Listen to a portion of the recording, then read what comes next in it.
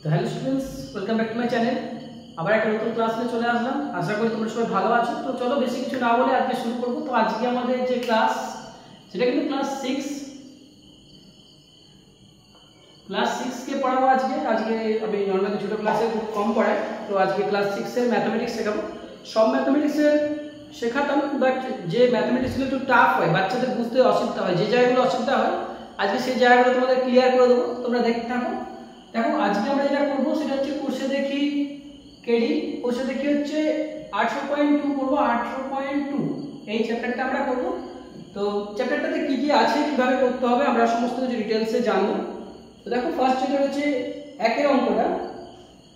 হিসাব করে দেখি শূন্য ছাড়া কোন ক্ষুদ্রতম পূর্ণবর্গ সংখ্যা 12, 16, 20 এবং 24 দ্বারা বিভাজ্য। একের যে অঙ্কটা রয়েছে 12, 16, 20 আর 24, এই সংখ্যাগুলো দ্বারা বিভাজ্য একটা পূর্ণ বর্গ সংখ্যা বের করতে হবে। তো কি প্রসেসে করব আমরা, এই যে এটা লসাগু ফার্স্ট বের করব, এবং লসাগুটা বের করার সময় মনে রাখতে হবে এইদিকে যে সংখ্যাগুলো ধরবো সবকটা যেন মৌলিক উৎপাদকে বিশ্লেষণ করা হয়। তো সবাইকে 2 দিয়ে করা যাবে। 6 গুণে 12, 8 গুণে 16, 10 গুণে 20, 12 গুণে 24। আবার 2 দিয়ে যাবে, 3 গুণে 6, 4 গুণে 8, 5 গুণে 10, 6 গুণে 12। 3 দিয়ে যাবে, 3 একে 3, 4, 5 আর এখানে 2। এরপরে 2 দিয়ে করব 1, 2, 5, 1। আর করা যাচ্ছে না, কিন্তু লসাগু লিখতে হবে। লসাগু সমান এই সংখ্যাগুলো পরপর লিখতে হয়, জানো তোমরা। 2 গুণিত 2 গুণিত 3 গুণিত 2 গুণিত 2 গুণিত 5। দেখো গুণ করতে পারবো, কিন্তু তার আগে যেহেতু পূর্ণ বর্গ বের করছি, তো সেখানে একটা কাজ আমাকে করতে হবে, জোড়া লিখে নিতে হবে। 2 জোড়ায় আছে মানে 2 স্কয়ার, ইন্টু আবার একটা 2 জোড়ায় আছে মানে 2 স্কয়ার, ইন্টু 3 ইন্টু 5 রয়েছে। তো এখানে দেখো দুটো জোড়ায় আছে, কিন্তু দুটো জোড়ায় নেই। যেহেতু এটা জোড়ায় নেই, তাহলে এই যে মানটা, এই মানটা কখনোই কি হবে না, পূর্ণ বর্গ হবে না। সুতরাং এই মানটা কত সেটাকে বের করে নিই। 2 গুণে 4, 2 গুণে 4 মানে 2 গুণে 4 হয় এটা, আর এটা 4 মানে 4 4 16, আর হচ্ছে এটা কত হচ্ছে 15। 16 ইন্টু 15, 56, 90, 0 হাতে রইল 9, আর হচ্ছে 15 কে 15, 15 6 না 15 9 কত হবে, 15 প্লাস 9 14, আর হচ্ছে 2। ঠিক আছে, হ্যাঁ ঠিক আছে, 240 হচ্ছে 240। তো 240 কিন্তু পূর্ণবর্গ সংখ্যা নয়, কারণ এখানে 3 ও 2, 3 ও 5 জোড়ায় নেই। এটা আমাকে লিখতে হবে। যতগুলো এরকম অঙ্ক থাকবে সব ক্ষেত্রে কিন্তু আমাকে এই কথাটা লিখতে হবে। সুতরাং এই কথাটা মনে রেখে নাও যে 240 পূর্ণ বর্গ সংখ্যা নয়, কারণ 3 এবং 5 জোড়ায় মানে জোড় সংখ্যায়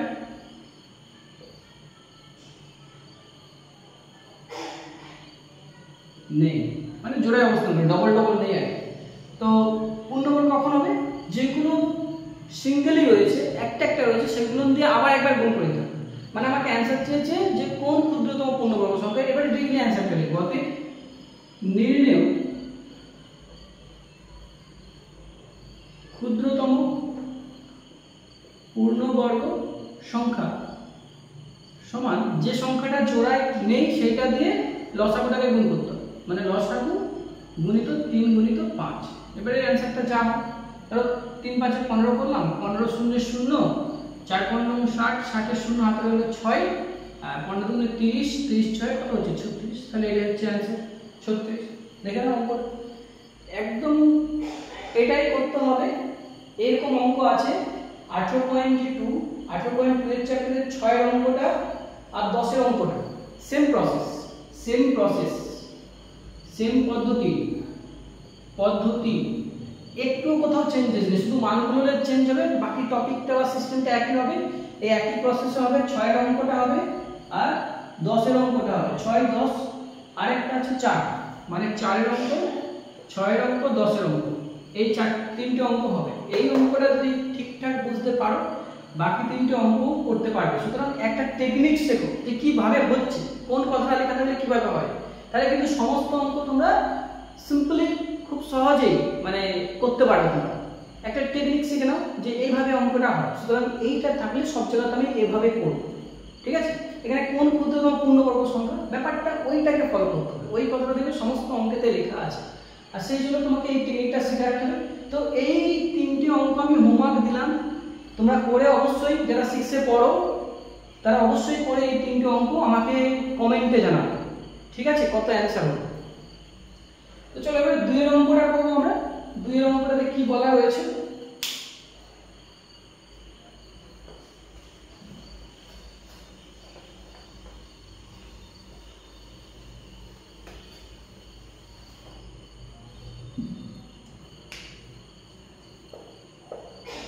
দুই নম্বরে পড়ি।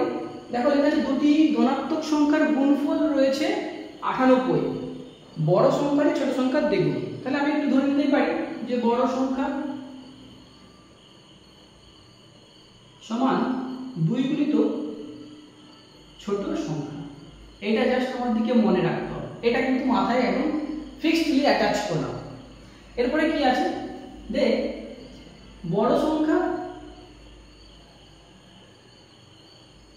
গুণিত ছোট সংখ্যা, আমি আর সংখ্যাটা লিখছি না, জাস্ট বড় ছোট করে লিখছি। এদের গুণফলটা কত হয় 98।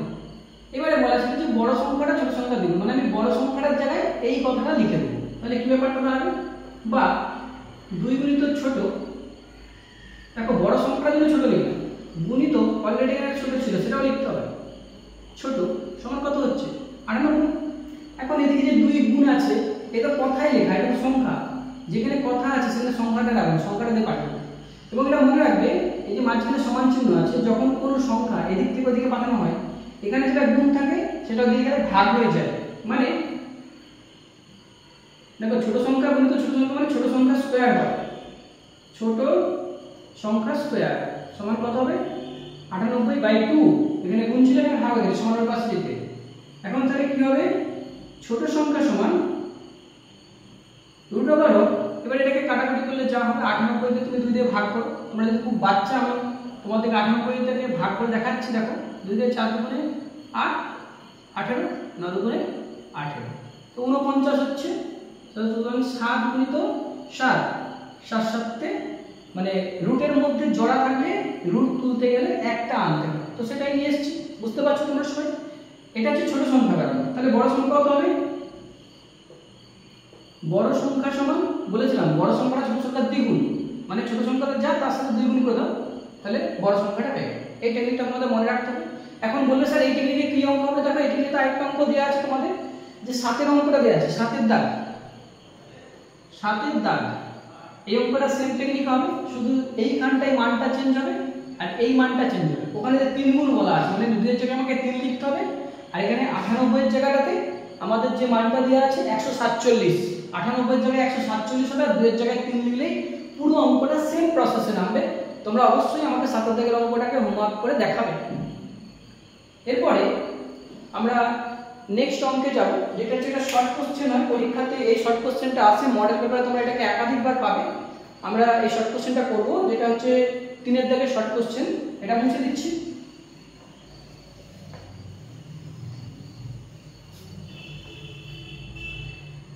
দেখো 3 এর দাগের যে শর্ট কোশ্চেনটা বলা হয়েছে যে কোন ক্ষুদ্রতম পূর্ণ সংখ্যা একটি উৎপাদক 17 বলা হয়েছে। 3 এর দাগে কোন ক্ষুদ্রতম পূর্ণবর্গ সংখ্যা। এখন যেহেতু পূর্ণবর্গ সংখ্যা বলছে, বর্গ মানে কি, তার উৎপাদক দুটো একই হয়, তাহলে একটা উৎপাদক যদি 17 হয়, অপর একটা উৎপাদক কত হবে, বর্গ সংখ্যা যেটা হয় বর্গ সংখ্যা। যেমন 4 একটি বর্গ সংখ্যা, এর উৎপাদক কত হয় 2 গুণিত 2।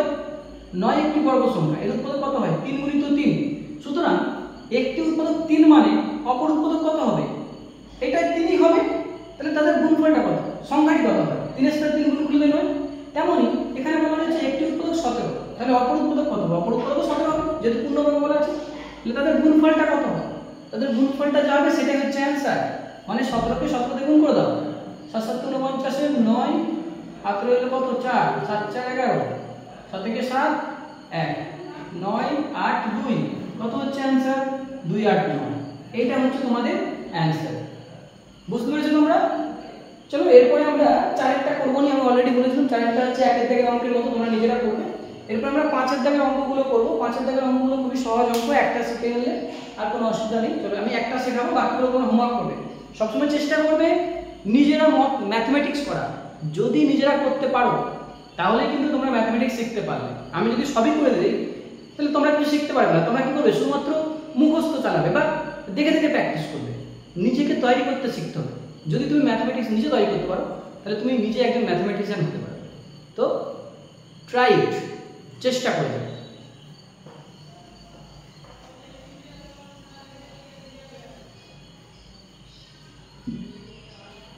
পাঁচের জায়গার অঙ্ক আমরা করবো। পাঁচের জায়গার অঙ্ক কি লেখা আছে দেখো, লেখা আছে একটা ছক করা আছে পূর্ণবর্গ সংখ্যা, লেখা আছে পূর্ণবর্গ সংখ্যা। পূর্ণবর্গ সংখ্যা, যে পূর্ণবর্গ সংখ্যা নয়,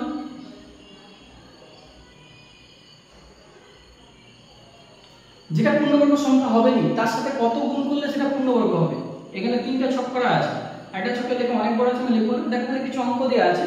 20 বলছে 20 কি পূর্ণবর্গ সংখ্যা? যদি না হয় তাহলে তার সাথে কত গুণ করলে পূর্ণবর্গ হবে। তাহলে আমি 20 কে উৎপাদকে ভাঙবো, 2 দিয়ে 10, 2 দিয়ে 5, তাহলে 20 সমান কত পেলাম? 2 গুণিত 2 গুণিত 5 মানে 2 স্কয়ার একটা সিঙ্গেল। যখনই কোন সংখ্যাতে সবকটা জয় থাকে তখন সেটা পূর্ণবর্গ হয়। যখন কোন সংখ্যাতে কোনো একটা জয় থাকছে না তখন সেটা পূর্ণবর্গ না। মানে 20 কি পূর্ণবর্গ সংখ্যা নয়। এবারে 20 এর সাথে তুমি কত গুণ করলে পূর্ণবর্গ হবে? দেখো সিঙ্গেল কে রয়েছে, একা কে রয়েছে 5, তাহলে 20 এর সাথে আমাকে যদি 5 গুণ করে দেওয়া হয় তাহলে 20 পূর্ণবর্গ হয়ে যাবে। ব্যাপারটা বুঝতে পারলো? এরপরে আরেকটা সংখ্যা আমাদের করায়, যেমন ধরো রয়েছে 100 আছে একটা জায়গায় 100, দেখো আমি 2 দিয়ে করছি 50, 2 দিয়ে করলে 25, 5 দিয়ে করলে 5। এখন 100 কে আমি যদি ভাঙতে চাই তাহলে ওটা বড় সরি 100 কে ভাঙবো কেন, আমি জাস্ট লিখতে পারি 100 সমান 2 গুণিত 2 গুণিত 5 গুণিত 5, তাহলে 2 স্কয়ার গুণিত 5 স্কয়ার। দেখো এখানে যতগুলো উৎপাদক ছিল সবগুলোই জড়ায় জড়ায় রয়েছে। মানে জড়ায় থাকা মানে কি, অলরেডি পূর্ণবর্গ সংখ্যা হয়ে গেছে। তাহলে আমি পূর্ণবর্গ ঘরতে 100 কে লিখে দেব। এই হচ্ছে আমাদের অঙ্কের টেকনিক। সবকটা অঙ্ক তোমাকে এই প্রসেসে করতে হবে। সবকটাকে ভাঙবে, যার সবই জোড়ায় থাকবে সে পূর্ণবর্গ সংখ্যার জায়গায় লেখাবে, আর যার জোড়ায় থাকবে না সে পূর্ণবর্গ সংখ্যা নয়, এবং যে সংখ্যাটার জন্য সে পূর্ণবর্গ হয়নি সেই সংখ্যাটাকে লিখে দিতে হবে। এটা হচ্ছে আমাদের 5 দাগের অঙ্ক। 6 দাগেরটা বলে দিয়েছি সেম প্রসেস, 7 দাগেরটা সেম প্রসেস বলেছি। এবারে 8 দাগ আর 9 দাগের অঙ্ক রয়েছে, যে দুটো অঙ্ক পরীক্ষার জন্য মোস্ট ইম্পর্টেন্ট। 8 দাগের অঙ্কটা পরীক্ষাতে 2 নম্বরের শর্ট কোশ্চেনে আসে, আর 9 দাগের অঙ্কটা পরীক্ষাতে বড় কোশ্চেন আসে। তোমাদেরকে দুটো অঙ্কই ভালো করে শিখতে হবে এবং এই পরীক্ষায় কিন্তু কোশ্চেনটা আসবে। ঠিক আছে, আমি ক্লাসের শেষে বলে দেবো কোন অঙ্কগুলো ইম্পর্টেন্ট হয়েছে তোমাদের পরীক্ষার জন্য, তোমরা পড়বে অঙ্কগুলো। তো চলো আমরা নেক্সট অঙ্কেতে যাই। আমরা 8 অঙ্কটা করব। 8 অঙ্কেতে মানের ঊর্ধ্বক্রমে সাজাতে বলেছি। মানের ঊর্ধ্বক্রমে মানে কি, ক্রমে ঊর্ধ্ব হবে মানে কি, ছোট থেকে বড়। আমরা ছোট থেকে বড় সাজাবো, ছোট থেকে বড়র দিকে যাব, ছোট থেকে বড় দিকে। এবার কয়েকটা সংখ্যা দেওয়া আছে। প্রথম সংখ্যা কত, √36 যুক্ত √25, √36 যুক্ত √25 সমান কত হবে? 6 প্লাস 5 কত হচ্ছে 11। তারপর কত রয়েছে, √49 যুক্ত √9, 7 যুক্ত 3 সমান কত হচ্ছে 10। তারপর কত রয়েছে, √25 যুক্ত √10, 100 সরি, তাহলে 5 যুক্ত 10 ইকুয়াল টু 15। আরেকটা লাস্ট কত রয়েছে, √4 যুক্ত √16, 16 না কত রয়েছে, হ্যাঁ 16 রয়েছে, সমান 2 যুক্ত 4 সমান কত হচ্ছে 6। বলবে স্যার কি করলেন আপনি? দেখুন 36 মানে কত হয়, √36 মানে 6 6 36 মানে 6 গুণিত 6, তাহলে রুট তুলতে গেলে দুটো 6 থেকে একটা 6 আসছে। 25 মানে 5 5 25, একটা 5 আসছে। তোমরা শিখছো মানে এটা তো শর্টকাট কিছু টেকনিক ফলো করতেই হবে না। তারপরে দেখো 7 7 49, 3 3 9, ওই জন্য 10 হয়েছে। এবারে দেখো এদের মধ্যে সবথেকে বড় কে, ভেরি হাই। এর থেকে বড় কে, এর থেকে ছোট কে রয়েছে, এইটা হাই। মিডিয়ামে কে রয়েছে, মিডিয়ামে রয়েছে এটা, আর লোয়েতে রয়েছে এটা। মানে মানের ঊর্ধ্বক্রমে মানে কি, ছোট থেকে বড় সাজাবে। মানের ঊর্ধ্বক্রম মানে ছোট থেকে, মানটা যার বেশি সে সবার উপরে থাকবে, আর মানটা যার কম সে সবার নিচে।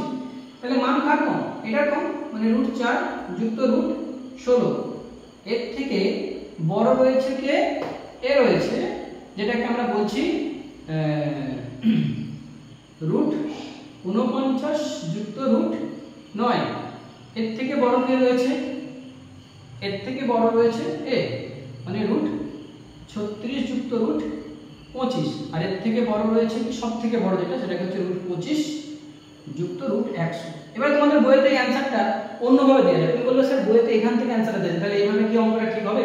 দেখো আমি এখানে লেস দ্যান চিহ্ন ইউজ করেছি, তুমি যদি গ্রেটার দ্যান চিহ্ন ইউজ করো তখন কিন্তু অঙ্কটা এরকম হবে, root 25 plus root 100 greater than root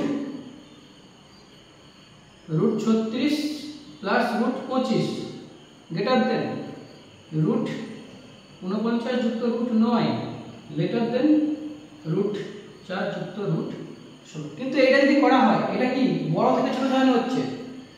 বড় থেকে ছোট সাজানো হচ্ছে।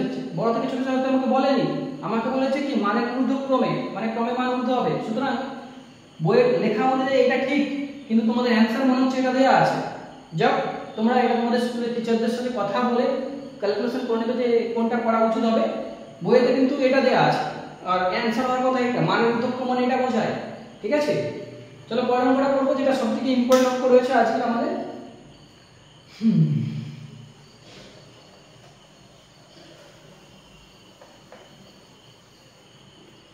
এটা রয়েছে, দেখো তিনটি ধনাত্মক সংখ্যা রয়েছে, যার মধ্যে বলা হয়েছে প্রথম সংখ্যা, দ্বিতীয় সংখ্যা, তৃতীয় সংখ্যা, তিনটে সংখ্যা।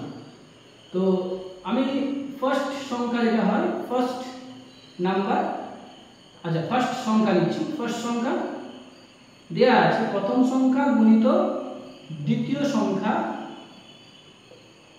এটাকে সেকেন্ড লিখি। হ্যাঁ, এটার মানটা দেয়া আছে, কত দেয়া আছে এটার মানটা? এটার মান হচ্ছে 24। এরপর লেখা আছে সেকেন্ড সংখ্যা ইনটু থার্ড সংখ্যা ইজ ইকুয়াল টু 48। আর লেখা আছে কত? থার্ড সংখ্যা ইনটু ফার্স্ট সংখ্যা ইজ ইকুয়াল টু, তোমাদের যেটা লেখা আছে 32। এটা আমাদের মাথায় রাখতে হবে। এন্ড আমাদের যেটা দায়িত্ব, কি করব, সব কটাকে একসঙ্গে গুণ করব, মানে যা যা আছে সব গুণ করব। মানে দেখো ফার্স্ট সংখ্যা রয়েছে উপরটাতে, ফার্স্ট গুণিত সেকেন্ড, উপরটা গুণিত সেকেন্ড গুণিত থার্ড, এটা গুণ হয়ে গেল, গুণিত থার্ড ইনটু ফার্স্ট, এটা গুণ হয়ে গেল। এখন এই দিকটাতে সব গুণ করলে এই দিকটাতে সব গুণ করতে হবে, 24 গুণিত 48 গুণিত 32। এরপরে কাজ দেখো, এখানে দুটো করে আছে, ফার্স্ট ফার্স্ট দুটো, সেকেন্ড সেকেন্ড দুটো, থার্ড থার্ড দুটো, তার মানে কি সবকটা স্কয়ার হয়ে যাবে। ফার্স্ট গুণিত সেকেন্ড গুণিত থার্ড, তিনটে সংখ্যারই হোল স্কয়ার সমান এটা 24 ইনটু 48 ইনটু 32। এবার এই রুটটাকে ওইদিকে নিয়ে যাবো আমরা, যেটা করতে হবে ফার্স্ট গুণিত সেকেন্ড গুণিত থার্ড। আমরা কি করবো, রুটের মধ্যে এটাকে রাখবো 24 ইনটু 48 ইনটু 32। এবার এটা রুটটা আমাকে ভাঙতে হবে। কিভাবে ভাঙবো? দেখো রুট ভাঙার অনেক টেকনিক্যালি, তুমি কিন্তু উৎপাদক সবাইকে বিশ্লেষণ করে অনেক বড় করতে পারো, কিন্তু বড় করবো না। 24 যখন দিলে 24 রাখবো, 48 কে ভাঙলে 24 দুগুণে 48, 24 গুণে তো 2 করে দিলে। আর 32 কে ভাঙলে ফার্স্ট 16 গুণে 32, তাহলে 32 যদি ভাঙি 2 দিয়ে 16, মানে 2 ফার্স্ট হয়ে গেল। আবার 16 কে 4 4 করে দিই, গুণিত 4 গুণিত 4। দেখো কেন করলাম এটা? এটা করলে অঙ্কটা রাদার ইজি হবে, মানে ভাগ কাটাকাটি করাটা সহজ হবে। কাটাকাটি গুণ এটার জন্য তো অনেক টাইম লাগে না, তো যত ছোট করার চেষ্টা করো তত ভালো। এবার দেখো রুট তুলতে গেলে দুটো 24 থেকে একটা 24, দুটো 2 থেকে একটা 2, আর দুটো 4 থেকে একটা 4 চলে আসবে। তাহলে দেখো আমরা এটা পেলাম, প্রথম দ্বিতীয় তৃতীয়, আর তার মানটা পেলাম এটা। এটাই আমাদের কাছে আছে সবথেকে গুরুত্বপূর্ণ পার্ট। আমাকে অঙ্কটা মুছতে হবে, তো তোমরা এটা দেখে নাও এরপরের স্টেপটা কি করছি। দেখো মিডলটা মুছে দিচ্ছি আমি।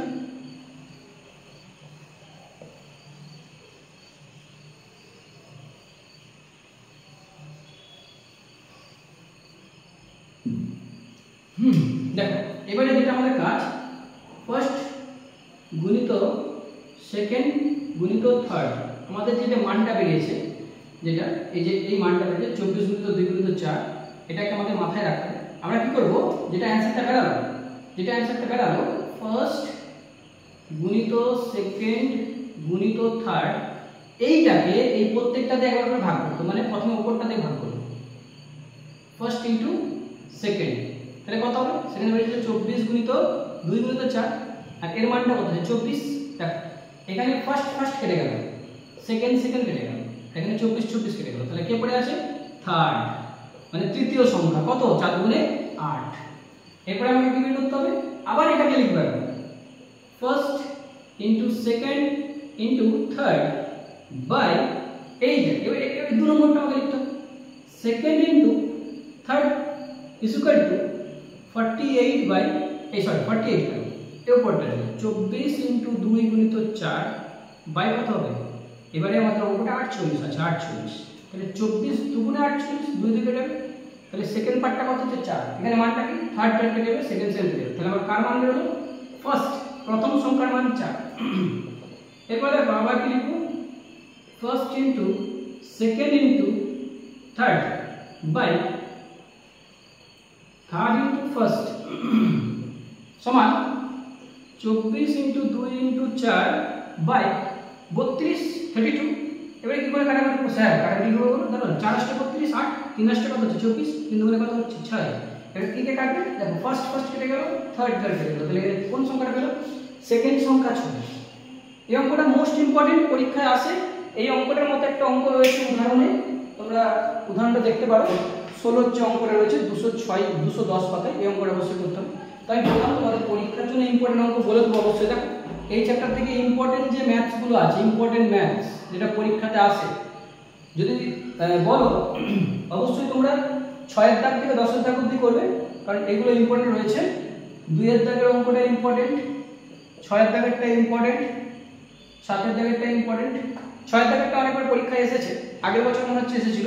7টা ইম্পর্টেন্ট, আচ্ছা 8টা ইম্পর্টেন্ট রয়েছে, 9টা তো খুবই ইম্পর্টেন্ট, 9টা ভিভিআই, এইটা করবে অবশ্যই। আর তার সাথে যে নিচে বইটা রয়েছে 210 পেজ রয়েছে, 210 পেজের যে অঙ্ক হয় 210 পেজ তোমার 16 অঙ্কটা খুবই ইম্পর্টেন্ট, এটা করবে।